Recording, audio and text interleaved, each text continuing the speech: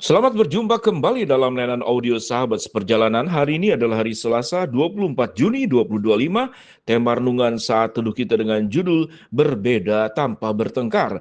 Firman Tuhan terambil dalam 1 Korintus 12 ayat 27 sampai dengan ke-31. Kamu semua adalah tubuh Kristus dan kamu masing-masing adalah anggotanya. Allah telah menetapkan dalam gereja pertama para rasul, kedua para nabi, ketiga para pengajar, selanjutnya mereka berkarunia untuk membuat mujizat, untuk menyembuhkan, untuk melayani, untuk memimpin, dan untuk berbicara dengan berbagai jenis bahasa lidah. Apakah mereka semua rasul atau nabi atau pengajar? Apakah mereka semua mendapat karunia untuk mengadakan mujizat atau untuk menyembuhkan? Atau untuk berkata-kata dalam bahasa lidah, atau untuk menafsirkan bahasa lidah.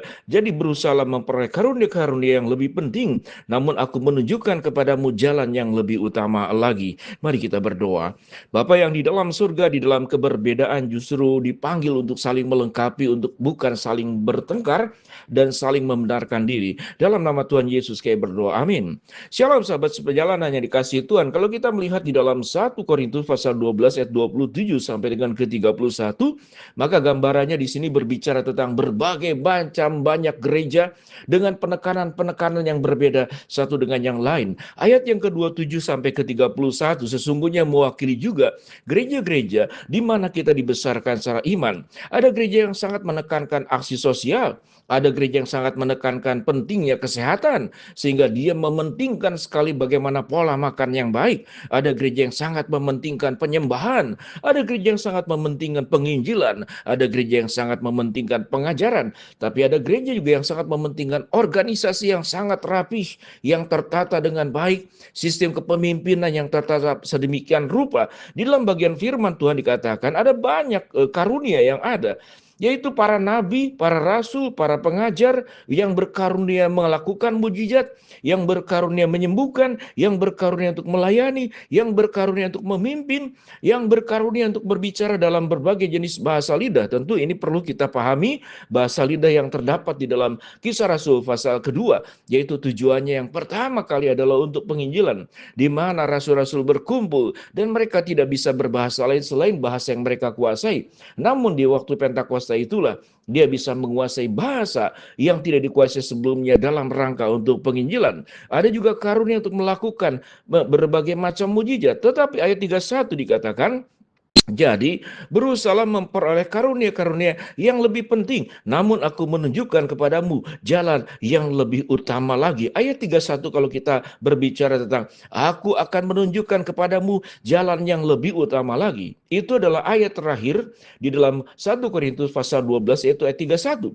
Tetapi sewaktu kita melanjutkan pada ayat yang berikut, di sana berbicara tentang kasih dari ayat yang pertama sampai ayat-ayat berikut. Sehingga kalau boleh dikatakan apa yang lebih utama, seluruh karunia, seluruh kemampuan, seluruh kepercayaan yang Tuhan berikan, tetapi kalau tidak didasari oleh kasih, tidak didasari oleh motivasi yang baik, tidak didasari segala sesuatu hanya buat kemuliaan Allah, maka itu sedang mencuri kemuliaan Allah. Siapa yang bisa mencuri kemuliaan Allah? Pribadi kita bisa mencuri kemuliaan Allah.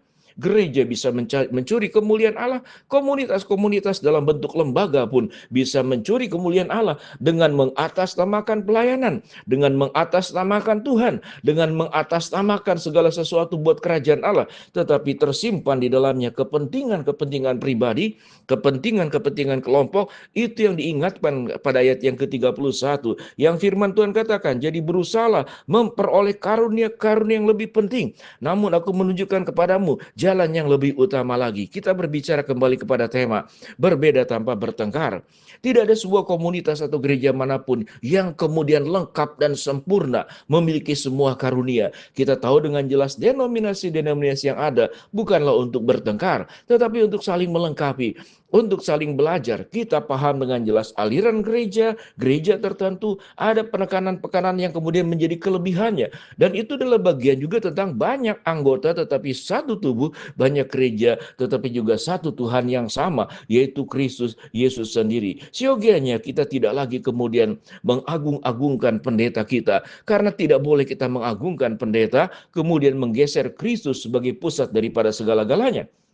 Sewaktu kita mengagungkan pendeta kita, gembala kita, maka itu akan menjadi potensi yang sangat berbahaya tatkala Kristus digeser, kemudian manusia ditempatkan, sekalipun dia hamba Tuhan, sekalipun dia pendeta, sekalipun dia rohaniawan, tetapi tatkala Kristus digeser, maka kita mulai melakukan pemujaan kepada personal dan pribadi seseorang, apapun bentuknya, maka itu adalah sebuah pemberhalaan. Kita sudah menggeser. Jangan sampai kemudian Kristus digeser karena kepentingan kelompok. Jangan sampai firman Tuhan digeser karena kepentingan pribadi. Siogianya, biarlah kita saling belajar bahwa kita adalah banyak anggota dan satu tubuh, dari ayat 12 sampai dengan ayat ke-26, kemudian dilengkapi pada ayat yang ke-27 sampai ke-31 yang dikatakan kamu semua adalah tubuh Kristus dan kamu semua adalah anggota-anggotanya. Allah telah menetapkan dalam gereja pertama para rasul, kedua para nabi, ketiga para pengajar, selanjutnya mereka berkarunia untuk membuat mujizat, menyembuhkan, melayani, memimpin, dan kemudian karunia berbagai macam karunia-karunia yang lain. Dan firman Tuhan berkata pada ayat yang ke-31, jadi berusahalah memperoleh karunia-karunia yang lebih penting, namun aku menunjukkan kepadamu jalan yang lebih utama lagi. Apa itu jalan yang lebih utama lagi? Adalah tentang motivasi segala sesuatu hanya buat kemuliaan Allah. Sahabat seperjalanan, kalau kita melihat anggota tubuh Kristus, ada tangan, ada kaki, ada mata, ada telinga, ada mulut. Di dalam bagian ayat-ayat yang sebelumnya, itu adalah gambaran kekayaan, keberbedaan siogianya menjadi sebuah puzzle untuk menciptakan sebuah gambar, ya satu gambar yang kita persembahkan semata-mata hanya buat kemuliaan Allah, bukan kepentingan pribadi, bukan kepentingan tokoh rohaniawan, bukan kepentingan gereja, bukan kepentingan lembaga, karena kita didirikan di dalam satu tubuh yang sama dan Kristus sebagai kepalanya. Mari sahabat perjalanan kita saling mengasihi antar individu, juga dalam keluarga, di dalam pekerjaan, di lingkungan masyarakat. Semua adalah ciptaan Allah. Kalau kita berbicara ada anak Tuhan, ada yang belum percaya kepada Tuhan, tapi ingatlah, tidak ada manusia yang diciptakan selain oleh Tuhan. Semuanya diciptakan oleh Allah. Jadi artinya manusia semua diciptakan sesuai dengan gambar dan rupa Allah. Jangan kita merasa sudah menjadi orang percaya, kita yakin sudah mendapatkan jaminan keselamatan, kehidupan kekal, lalu kemudian memandang orang lain seakan-akan lebih rendah dari kita. Jangan juga kita diberikan karunia yang sedemikian spesifik, seakan-akan karunia kita lebih hebat daripada karunia yang lainnya. Semua karunia itu di hadapan Tuhan sama, tetapi yang menjadi berbeda, apakah karunia itu kita persembahkan untuk kemuliaan Allah, atau jangan-jangan karunia itu kita pakai hanya untuk kepentingan pribadi, mencari kemuliaan Allah, mencari popularitas, mencari kedudukan, mencari pengaruh, mencari pengikut, bukan membawa orang supaya mengikuti Kristus. Sahabat perjalanan, biar kita boleh belajar berbeda tanpa bertengkar, tetapi berbeda justru untuk saling melengkapi, untuk saling mengasihi, untuk saling belajar, untuk saling bertumbuh, sehingga Kristus dimuliakan oleh seluruh hidup kita, baik secara pribadi, baik oleh lembaga, baik oleh komunitas, baik juga oleh berbagai gereja dengan latar belakang yang tidak sama satu dengan yang lain, tapi kita punya firman yang sama, kita punya Tuhan yang sama, kita punya juru selamat yang sama, dan kita punya iman yang sama. Satu hari kelak nanti menantikan kedatangan Tuhan yang kedua kali. Dan satu hari kelak nanti kita punya rumah yang sama, yaitu rumah Bapa di surga. Mari kita berdoa. Bapa dalam surga, terima kasih buat kebenaran firman Allah yang kami pelajari. Hamba-Mu berdoa buat sahabat perjalanan yang sakit, Tuhan jamah sembuhkan, yang sedang menghadapi masalah, Tuhan bukakan jalan, yang sedang berdoa mengharapkan sesuatu, Tuhan kabulkan dengan waktu dan cara Tuhan yang terbaik. Di dalam nama Tuhan Yesus kami berdoa. Amin. Shalom. Tuhan memberkati kita semua.